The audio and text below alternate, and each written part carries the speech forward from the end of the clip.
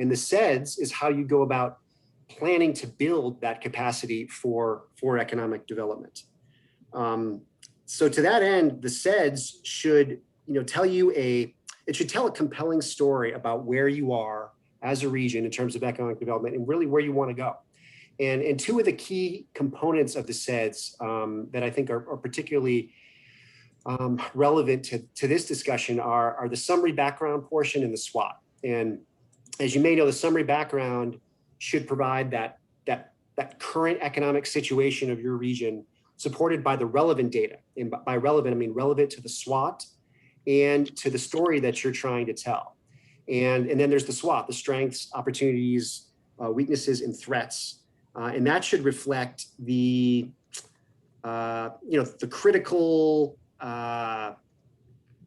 internal and external factors that really speak to your region's assets and competitive positioning. And like I mentioned earlier, the CEDS is an asset-based plan. So this is about framing your assets and how you want to improve or better leverage them. And in some cases, even create new ones so that the businesses want to be established or grow in your region. And if you think about the summary background and the SWOT together, that should really say why you're doing a CEDS, and it should clarify your vision statement and you establish that general call to action for the stakeholders in your region. And to that end, the data and tools that StatsAmerica has to offer really can help you tell that story by providing, again, the relevant data in a format that is in many ways tailored to or applicable to a regional geography, including the economic development districts. So something that I highly encourage you all to use if you haven't already done so, and take advantage of it, because it really is one of the best tools out there for developing or updating your CEDS. So I think I'll stop there and just thanks everybody for joining today. Really appreciate your time, and I will send it back to Riley. Thank you so much, Dave. Okay, so if you have been to our webinars before, you'll be familiar with our outline here. So we're gonna get started by giving a brief demo of 3 particular data profiles we have on StatsAmerica. Then we're going to move into some use cases for how you can use these profiles and the data within them for building out your CEDS and strategic planning more general. We know that we have a kind of a wide swath of participants here from many different audiences. So we want to reflect that by talking about CEDS, but also planning in general. And then finally, we'll get to a feedback session where we can get some of your ideas about how we could improve our profiles, improve our data offerings, and answer any questions that you might have. So as we go along, you can feel free to use the chat box to ask questions as they arise. We might even get to them in the chat, but then we'll also leave some for the end, some that might warrant a broader discussion for the feedback session, which will be led by Jen. So first, let's get started with the demo. So first, I'm just going to briefly introduce the profiles, and then we're going to move into, then I'm going to hand it off to Carol Rogers, and she's going to take you through each of them. But basically, we have developed multiple profiles for StatsAmerica. We're going to highlight 3 here, but each of them have a geographic focus. We have state and county profiles, which provide generally the broadest types of data from multiple data sources. The majority of data available from federal agencies is at the national, state, metro, and county levels. For other types of geographies, like congressional districts, school districts, tribal areas, cities, and more, the American Community Survey from the Census Bureau is probably your best bet. And that is, that's the majority, that's the largest data source in these profiles. But we do utilize other federal sources, and all of which we'll get to during the demo and the discussion. So right now I'm going to turn it over to Carol Rogers, and she's going to get us started with a brief demo of the 3 profiles. Okay, and thank you so much, Riley, for that. And thank you for that great introduction to StatsAmerica, David. We really appreciate that. We've actually been building and improving StatsAmerica since around 2007. And the profiles are among some of the older tools that we've made available. And a lot of it was in response to people who needed a straightforward, easy way to get to critical metrics, social, economic, demographic metrics that could help them with their planning, with their stakeholders, with their economic development boards, with their communities to try to understand where they stood in the economic development sphere and to help understand the people and the economy of a particular area. With the profiles that we're going to look at today, we're actually honing in on 3, as Riley mentioned. And thank you, Riley, for talking about the different geographic availability of data, because that's one reason why we have multiple profiles. And we're also taking a particular spin with some of these different profiles and tools on StatsAmerica, because there really is never a one-size-fits-all place to go. And our focus is primarily on community and economic development across the country. Of course, you can go directly to other federal agencies, for example, the Census Bureau, the Bureau of Labor Statistics, Bureau of Economic Analysis. But it is really helpful, as we've heard from people over the years, to have the critical pieces in one place to go to. The Anywhere profile really grew out of people asking us for something that would provide data not only for states or counties or economic development districts or metro areas, but also cities and towns, townships, which the Census Bureau calls minor civil divisions. That people also wanted to be able to look at micropolitan areas, not just metropolitan areas. Economic development districts, always part of what we're making available on StatsAmerica. But interestingly, for a lot of people, we also include school districts, tribal areas, and even tribal tract and block group data, because that certainly is a constituency of the U.S. Economic Development Administration, as well as many other federal agencies, but it can also help people in those states that have, excuse me, tribal areas. And there are many states that do. And this profile has proven particularly useful for them. We try to make it easy for people to use the profiles by letting you just start typing in the name of a place. And I want you to notice that if I start typing in school district, it will start populating school districts from other states. If you happen to know the name of your school district, like it might be the MSD, Metropolitan School District of Indianapolis, or Chicago, or what have you. And I can't think of another place on the web where it's really that easy to get these fundamental economic and social indicators for school districts and tribal areas and your counties and your EDDs. Again, we're using the American Community Survey data for this, and we're trying to give people a current snapshot. The latest data right now is 2019, and you can go through and gauge your population based on age, how young or old, how much working age population do we have in our area, and how do we compare to the nation at large. We can also see the race and ethnic definitions that are available. These are self-identified by people in the American Community Survey. And we even provide more detailed information than you often see in terms of the Hispanic or Latino ethnicity and the origin of that particular ethnicity, because often people kind of lump, we all like to do that, right? We kind of reduce the category to a single instance. But the Latino communities across the country can differ significantly based on that country of origin. We also include educational attainment, what I like to call living arrangements. Are they family households? Is it couples with children or without children, single parents?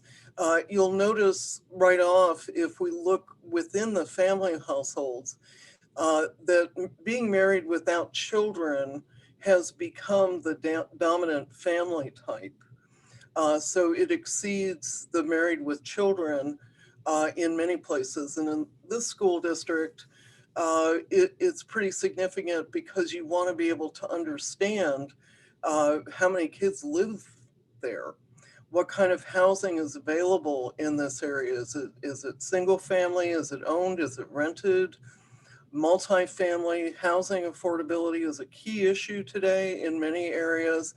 And this at least gets you started understanding the base housing in an area, how much people are commuting to work, and what kind of occupations do they have. One other quick thing that I'll point out that we try to make a piece of all of our profiles is that you have a comparison opportunity here so that I can compare this particular school district to other school districts across the country. So I'll just put in school and I'll pick one in Maine. And so I can start adding in different school districts. And then say, for example, I wanted to include the District of Columbia. I'm thinking of you, David, since that's where you're at. And so I can compare those school districts if I wanted to the District of Columbia. I could compare it to the state of Washington. And really the opportunities are endless to kind of mix and match geographies just using the Anywhere tool. So now I'm going to go back to the profiles again. And this time I'm going to look at the USA States in profile. Riley mentioned that at the state level, we have a much greater wealth of information around things like college enrollment, venture capital, the annual survey of manufacturers, bankruptcy data, export data that are only available at the state level. Would that we could get all of this information at the county level? Everybody raise your hand if you'd really like to see all that data at the county level. But since we don't, we still want to be able to make it available to you to be able to view all of the information that you can around income and taxes, for example, and trying to understand where our earnings are being generated, how much of it is being generated by place of work, what our per capita income is, where does income come from, and how do we apportion that out, and how is it changing over time. We also have data that we combine from the Census Bureau and the Rockefeller Institute to help people understand state and local revenue as well as expenditures. How much are people spending? So there really is a wealth of information that's available in the states in profile that can be helpful. And I encourage you just to view all the profiles, or you can select individual topics, and it's all downloadable. With the USA counties, and this was actually the very first profile tool that we built and released actually 2002, 2003. And I'm going to steal your thunder a little bit here, Riley, or just tease people with little view of what's coming up shortly on your use case, but looking at Kennebec County, Maine. And with the counties in profile, we're able to get a very quick picture through the overview of how large this county is, where it ranks among 3,100 counties across the country, how much employment they have in that county and where that ranks, as well as what the growth rate is. So it's pretty small growth rate. It's 0.1% as we can see here, and it ranks about in the middle of all of the US counties. But even looking at the rankings, you can see where it's situated high and low based on all of these measures. So for example, a high school diploma or higher, 92%, that plunks Kennebec right in to the top 500-600 of counties across the country. And so that begins to tell us a little something. What I find particularly helpful is that it also gives me a rank list on a particular metric for all counties that I can download. It shows me very quickly then who the peers are on that measure of 92.5% have high school or more. But it also gives me an opportunity to download a metric for all counties in the entire country. So doing something like that is going to just take 10 seconds to be able to get those data.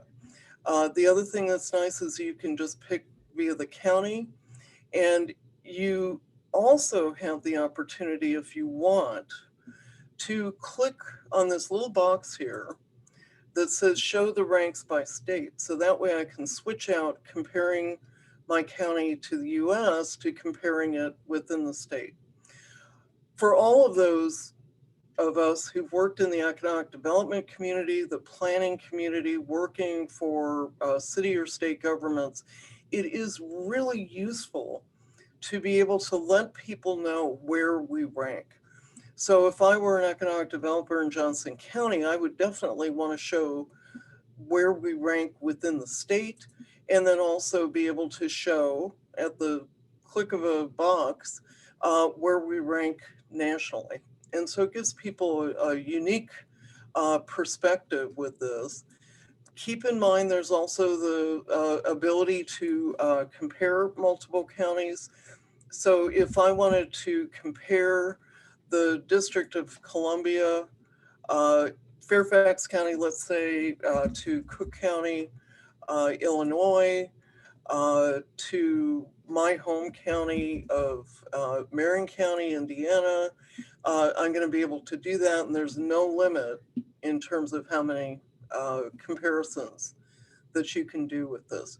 We also include information about the profile, so we do give you clear information about where we're getting the data, what is the vintage of the data, how to use the data, the geography, and then specific sources that you can get. So we hope that we've done a good job on this, but part of what we want to hear from you today, and especially after Riley goes through the use case, is how can we make it better?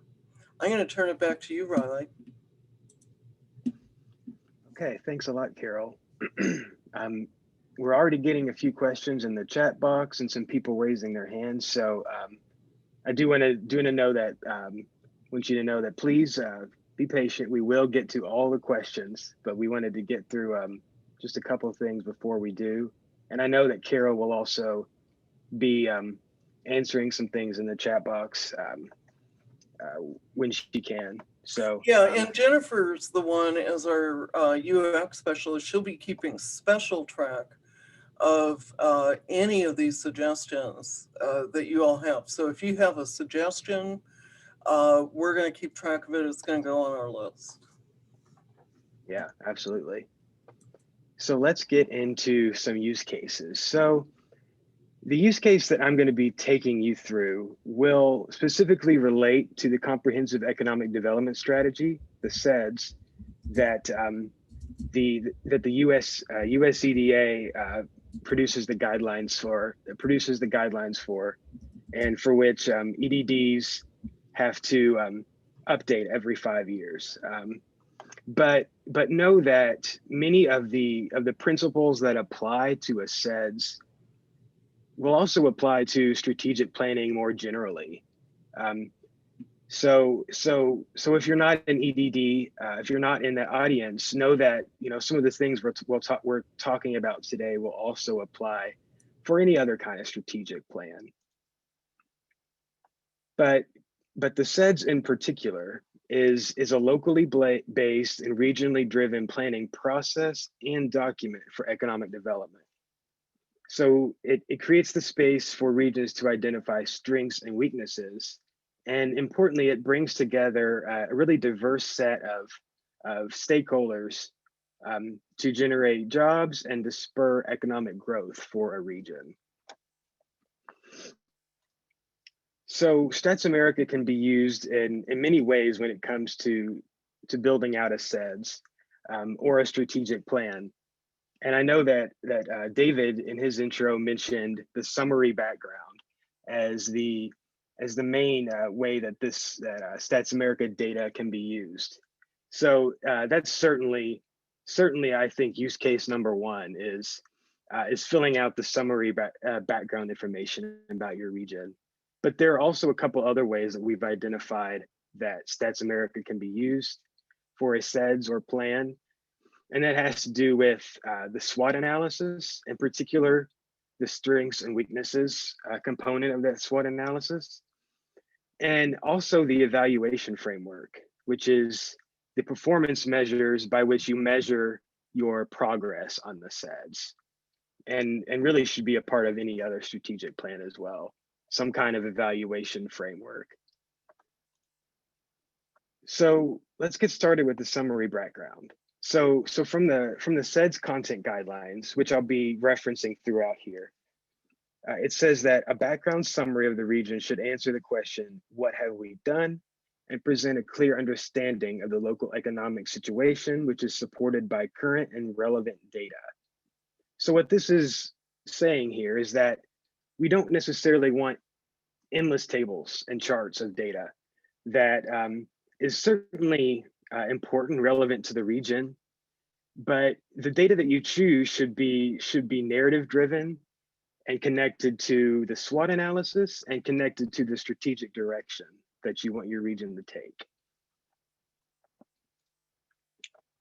So as appropriate, it should present relevant information when it comes to demographics, when it comes to environmental, infrastructure assets, maybe even emerging and declining clusters, regional advantages, and economic performance.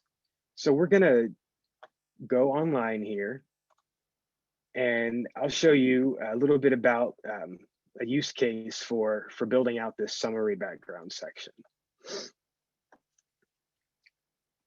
So I'm going to get started on the Anywhere profile, which I consider sort of a first step, really, when it comes to building out a summary background, when it comes to building out some kind of baseline data for your region.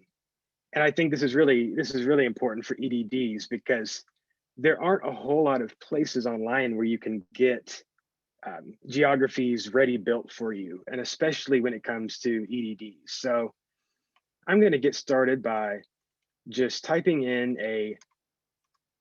an EDD, and I'm choosing this one, which is in Maine, because now I know that this is an issue all over the country, but particularly in more rural states like Maine, the issue of an aging population.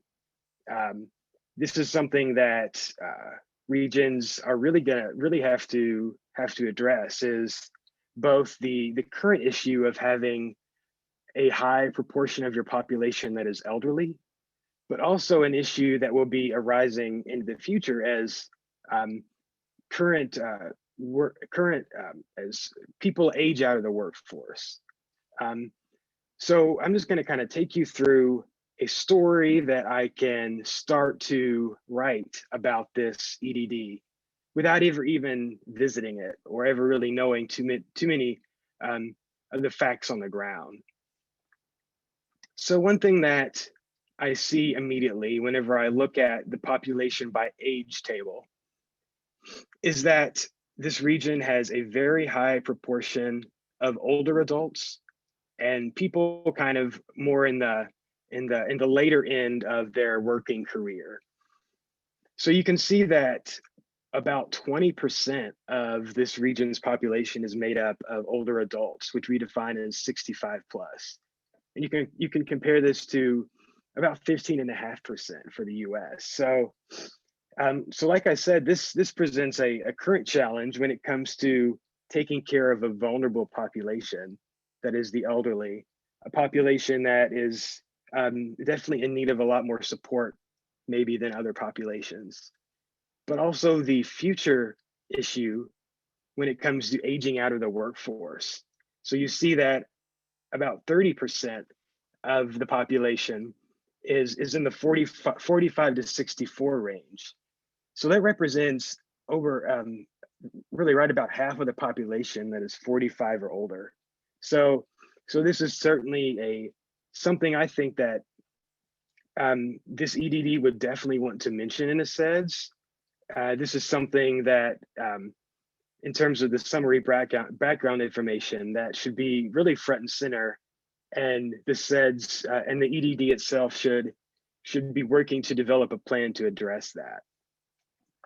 So moving down to more of the data, if you look at the population by race and ethnicity table, you also see that this region is made up, vast majority of its population is white alone, non-Hispanic white.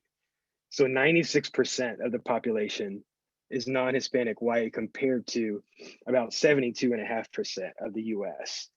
So the lack of diversity here is not necessarily a challenge, but I think it's certainly a concern.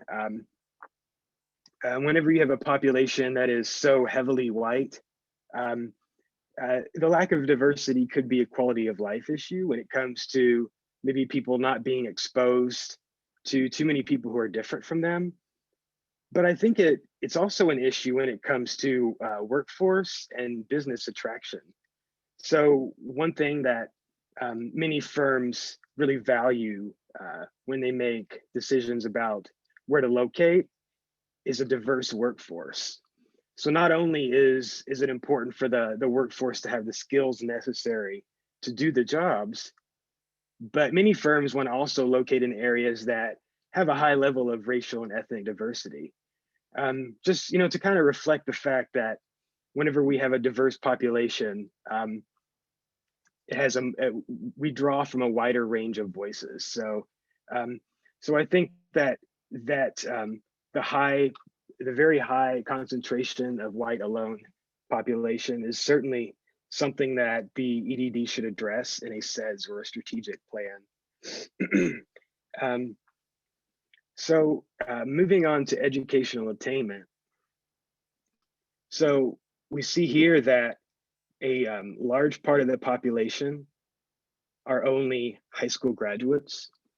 So you see that about 34.5% of the population here only have a high school diploma. And that's quite a bit higher than the US average. And as a result, the bachelor's degree attainment is also lower than the US average, which that is certainly could be a challenge, could present a challenge for workforce readiness. So the EDD might decide that one thing that they would like to do is try to get more people going to college for bachelor's degrees, associate's degrees, things like that. So this is something that they would certainly want to put in the summary background information. So another thing that I wanted to point out here, if we scroll down to the housing stock data here, you'll see that there's a large portion of the housing stock that is vacant for seasonal use. which could say something about the kind of people that live here. Maybe this is sort of a more of a vacation destination, but even so, there's still people who need to live and work there as well. So the kind of the high proportion of housing housing units that are vacant most of the year could be a concern for the region. And in addition, I think another concern here is the high proportion of housing units that are built prior to 1940. So if you look at this EDD compared to the US, you'll see that this region has about twice as many by proportion housing units that are quite old. So we know that housing units that old, they're going to need more maintenance than the newer housing stock. So that is certainly something that could present a challenge to this region. So like I said before, we kind of view the anywhere profile as a starting point. So one thing that people may want to do is dig in a little bit more into some of the trends that have emerged here in the anywhere profile by looking at some of the counties that make up this EDD. So there's 3 counties that make up the CDD: Kennebec County, Waldo County, and Somerset County, Maine. So I'm going to type in Waldo County, Maine, and just look a little bit more into some details about one of the counties that makes up this region, and see if there's some other trends that we can kind of work on. So as Carol mentioned before, one of the kind of useful parts of the county profile is that you can get the ranks in the US, but you can also see ranks by state. So Waldo County, in terms of the ranks by the state, it seems to be looking pretty good. So population growth is a little bit higher here. I'm sure, maybe if you look into the other 2 counties in the CDD, the population growth might be a little bit lower, which tells you that most of the population growth in this region is occurring in this one county, which could be something that you want to mention in a CEDS plan. Why is population growth for this whole region kind of concentrated more in one county? What kind of amenities that are available in that county that aren't in the other places? And one of the advantages of the counties in profile is that you can really dig into the details here. So if we go to the demographics page, we can see a breakdown of the population over time. So you can see that though population growth was pretty high here from 2000 to 2010, it looks like it's kind of leveled off from 2010 to 2019, which is certainly something that might want to be addressed. And if you kind of look into the components of that population change, you can kind of get a sense for is this people who are moving to this area? Is this just births? And I think something that really should be noted here as that could present a challenge is this natural increase. So if you factor out migration in this county, more people are dying than are being born. So that's certainly a challenge for this region moving forward that they might want to address. They might want to think of some reasons why that might be occurring. And so, like I said, if you start out with the anywhere profile, there might be some things that catch your eye. And so that's a good kind of starting point for some things you might want to dig into. But I could go through every page, but we don't want to spend everyone's time doing that. But I do encourage you to go to some of these pages on your own But we're going to go back to the PowerPoint and go to some other sections of the CEDS that that StatsAmerica can help with. So the next one has to do with the SWOT analysis. So from the CEDS content guidelines, it says that a SWOT analysis should answer the question, where are we now? By using relevant data and background information to identify internal and external factors that speak to the region's unique assets and competitive positioning. So basically what the SWOT analysis does is identify competitive advantages of the region, those indigenous assets that make the region special or competitive, and then juxtapose those against the internal or external factors that can keep a region from realizing its potential. So as you see here in this chart, which kind of lays out what the SWOT analysis is, it's these internal factors, the strengths and weaknesses, where a StatsAmerica data profiles can help the most. So we're going to go online and see some ways that we can use data profiles on StatsAmerica to help with a SWOT analysis. So one thing you might want to do when evaluating a region's strengths and weaknesses is compare that region to others. So if we start with the Kennebec Valley Council of Governments, the EDD that we're looking at, we go to the comparison tab. You might want to compare with other EDDs. You might want to compare the constituent counties that make up that EDD. So I'm just gonna look for another EDD, and a kind of a trick is typing in a cardinal direction, and you'll be likely to find an EDD.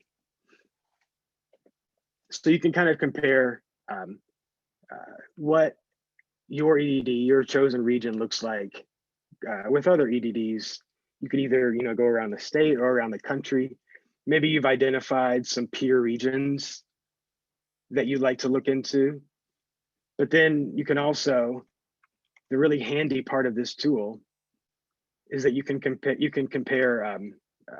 different geographies to each other. So you can compare an EDD to a county, to a city, really to any other geography you can possibly think of. So one thing that I'm doing here is looking at Kennebec and then looking at a couple of the counties that make up that region.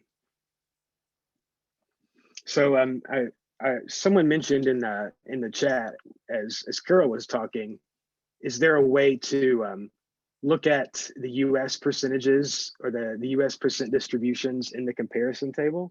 And I think that's a really cool feature that we should think about adding. At this point, you see that we cannot do that, but I think that would be a really cool feature to help you kind of to look into your strengths and weaknesses relative to peers and relative to the US. It's a great idea too, Riley, and it dawned on me that we could add the US as an automatic comparison place, and just make sure that's always part of the comparison. And that would be pretty easy to do. Okay, yeah, good. So when it comes to the SWOT analysis, as I said before, the StatsAmerica data profiles are probably best for those internal factors, for identifying some internal characteristics about the region that might be affecting that region's competitiveness in the regional and regional and national economies. But it should be said that though opportunities and threats, they tend to be a little bit more external in nature, a region's strengths and weaknesses certainly can play a factor in alleviating threats or exacerbating threats and providing the context for opportunities to present themselves. So there could be certain characteristics about a region that lend themselves to some opportunities more than others. So given that, if we look at the original EDD, given that it has a high proportion of the population that is older, that's certainly a weakness of the region, but it's also a threat. There's all kinds of things that could occur in a region given a high concentration of that population being older, and that's certainly something that one should mention in a CEDS or any other strategic plan.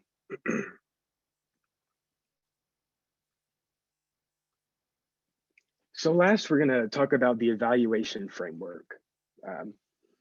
So this is according to the CEDS content guidelines on the EDA website, it should answer the questions: how are we doing, and what can we do better? And importantly, it should kind of follow from the strategic direction and the action plan, which themselves kind of flow from the SWOT analysis. So the performance measures that we use should be identified to evaluate the progress of activities in achieving the vision, goals, and objectives that are that this region wants to focus on. EDDs and communities, whether you're doing a CEDS or really whether you're doing any kind of strategic planning, you should consider the traditional performance measures like jobs created, retained, private investment dollars, and those non-traditional measures. So what the EDA refers to as non-traditional measures include wealth creation, GDP per capita, household income, per capita income, even broadband access.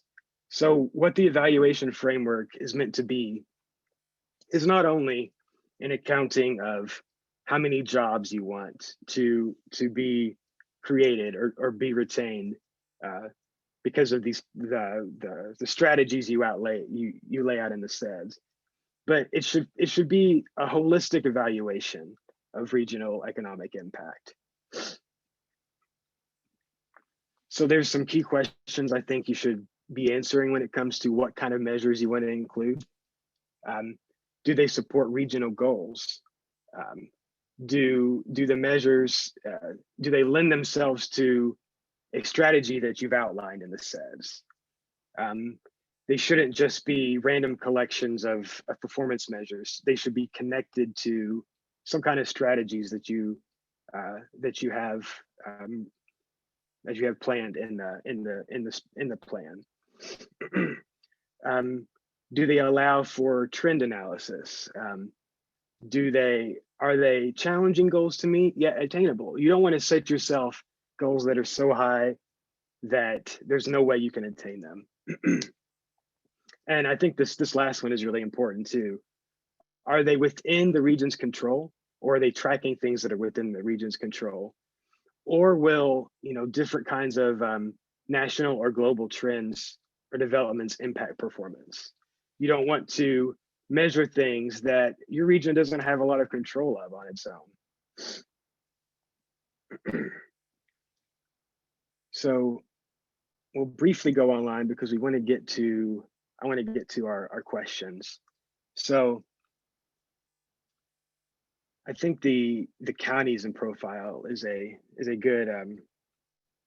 good tool to use here because of just how much more data is available here.